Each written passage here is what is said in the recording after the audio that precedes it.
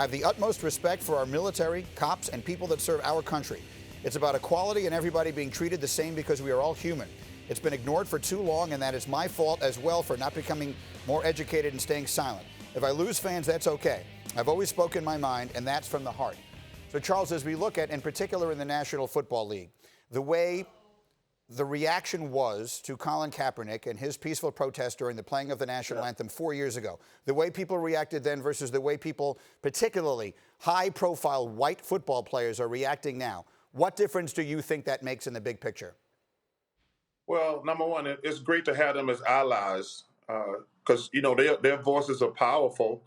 We got to make sure they're allies. Greener, this is a very slippery slope, I think, because does it make you a bad guy if you don't kneel? Because if you go back and look at Colin Kaepernick, there was only like 30 players kneeling with him. Did that make all those other black guys bad guys? I just think this is a very slippery slope. I think if you want to kneel, bless you. Thank you for the protest.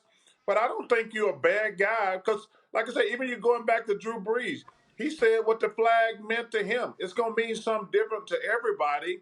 But like I say, it does not make you a bad guy if you don't kneel, in my opinion. But if you want to kneel, we thank you for the support. Jay?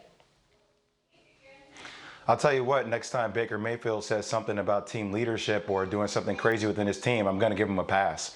I'm going to give him a pass just for recognizing that, hey, look, Baker sees the bigger picture. But, I agree with Chuck, too. This is a very challenging and arduous conversation.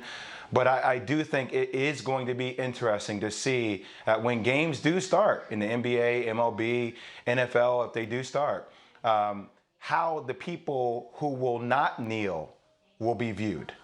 And I hear what Chuck is saying, and I think personally that's right. It's slippery slope.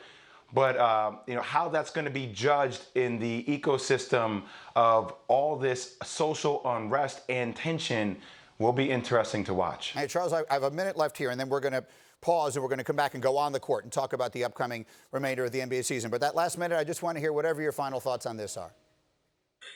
I think all the players, not just in basketball, baseball, football, hockey, every sport, their financial situations are going to change because of this pandemic. If they don't think this pandemic bill is going to come due, there's something wrong with them. The bill is going to come due for the next few years in sports. Charles Barkley is going to stick around with us, guys. Thanks. Thank you for watching ESPN on YouTube. For live streaming sports and premium content, subscribe to ESPN+.